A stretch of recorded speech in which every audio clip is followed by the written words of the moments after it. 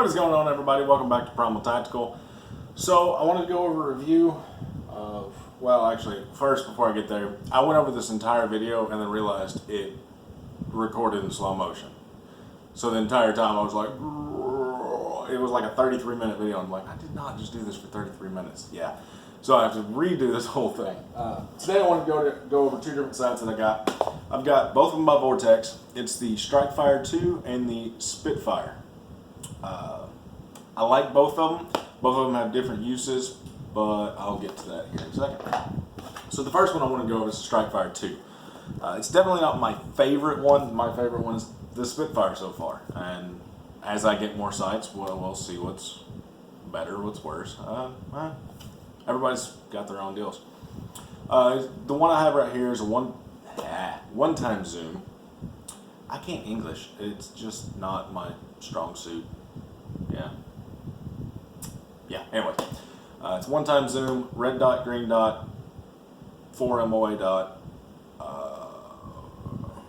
Yeah, I mean, there's a lot of things about them. If you want to get a full review on them, definitely go to Vortex and watch their videos on YouTube. There's a lot of information that they have on them that I just can't cover, or I can't remember, or yeah, there's things like that. So I'll go over a little bit of the pros and cons on them.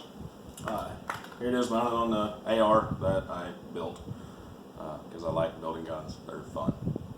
Why buy a gun when you can build a gun? That's what I think. So here it is right here. I'll put it right here. Oh, okay, it's already lit up. Let's see if I can swap the lights. No, it's not working. I have trouble with these things sometimes. Anyways, it does swap over between green dot and red dot. I personally like the green dots. It's 1/4 MOA, so it's just your typical red dot. It's about $180, give or take, where you're buying and sales and all that kind of stuff. One of the cons I don't like about it is it uses a CR2 battery, which I find extremely weird.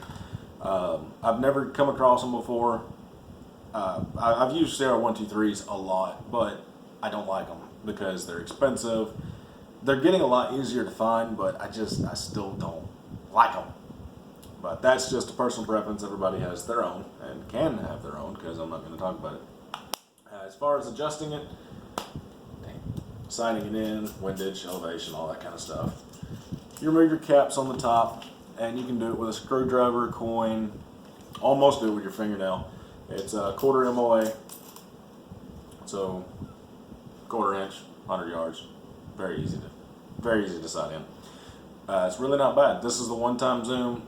They do make them in a 3-time zoom, I believe, but I prefer the ones because I'm not shooting out that far yet. Eventually I'll get there. The next one I'm going to go over is the Spitfire AR.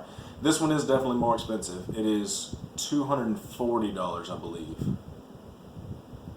Could be a little bit more. I honestly can't remember. Also, red dot, green dot, 1/4 MOA. Lots of fun. This one is mounted on my better rifle because I use it more often. Also custom built. If you want to know more about these rifles, let me know in the comments and I can do a review on those. Tell you all the parts I put in them, and yeah, we'll make an evening out of it. This one is a little bit different. This is in the off position. So if you can see, the reticle is actually etched into the glass, which is something that I've never seen before in red dot. So if your battery does fail on you, which they all do at some point, then you're not just SOL. You can actually still use it in the daytime. Nighttime be a little bit more difficult. But you can see here, I'll try and keep it in the black so you can see it better. There's the green dot, press again for the red dot. It is, I say it's a dot. They actually did something different. So at the very, very center, there is a dot. Then you're surrounded by a thick but small ring, and then the outer ring is a little bit thinner than the one that was in the center. So it's really great for target acquisition. Can't really use that too much for, what am I trying to think of? What is the word? I don't know the word I'm trying to think of. Wow, just drew a blank. Did it in the first video, can't do it in the second one. Repetition is key. something else that this thing also does is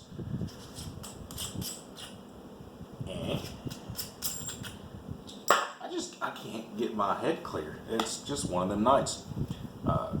Quarter-minute adjustments, very, very easy to use. You can actually use your fingers to do this. You don't have to use a screwdriver or use a coin or anything like that, so you can really adjust it on the fly, which was something I liked. This one also comes with a BDC dial. So the one that originally comes on, it's just like any other one. You sight it in, and then you have quarter-minute clicks on there. But once you set it in at 100 yards, you take that dial off, put this one on, which is just a screw. Comes with the new one, comes with the tool, everything you need. So it's very simple right out of the box. But you sight it in at 100 yards and zero it.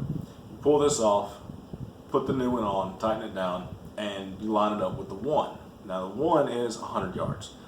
And if you range out at 200 yards, you just to the 2, and then to the 3, and then to the 4, or in between as you need to. It will go all the way out to 700 yards.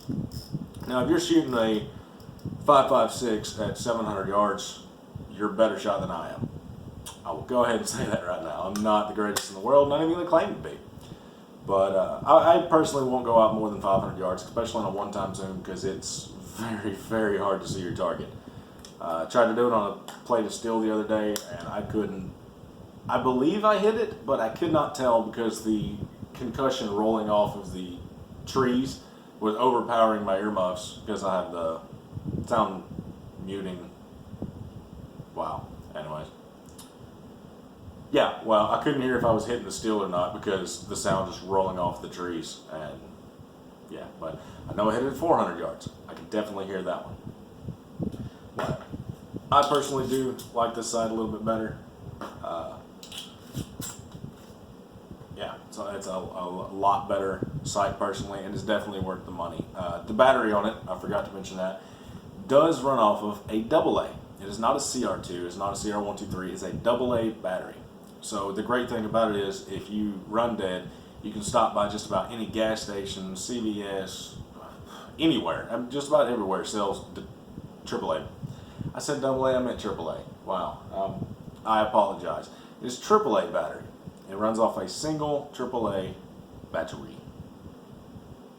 Repetition is key. I'm just going to keep saying that until y'all realize it. But yeah, you can, battery dies, keep going until you can go pick one up. So between the reticle etched in the glass, the very common battery that's on here, and the bullet drop compensator, I really like this sight compared to the Strikefire. It's just worth spending the extra money. You're actually, personally, I believe that everybody's going to like this one a lot better than the other ones are. But if you are on a budget and you aren't able to afford it, I'd go with the Strikefire. It's like your common red dots, but you're getting a higher quality one for the money that you're spending. Yes, they are more expensive than, let's say, one you pick up at Walmart, but the durability on it alone is going to save you money over time because you can drop it, it's waterproof, it's supposedly fog-proof. I haven't put it to the test yet. Yeah, they're really, really good sights. So go check them out, see what you think, and let me know in the comments. Comment below, let me think. Let me think, yes. Tell me which one you like more. Do you like the Strikefire or do you like the Spitfire? Personally, you already know. I've done said it like 14 times. So, also, let me know what other things you want me to review. If you want me to review these two rifles, let me know, and I'll show you everything I put into them, and what I do like about them, what I don't like about them, what I want to change, or other gear, equipment, put things to the torture test. I mean, if you feel like it, I'll burn up a barrel for you. I'll run it until that thing melts. I prefer not to, because ammunition is expensive. I do reload on my own, so if you want to make a short video on that, I can show you a little bit about reloading and what equipment I use, what other people use, and we'll go from there. So, everybody have a good day, and we'll see y'all later.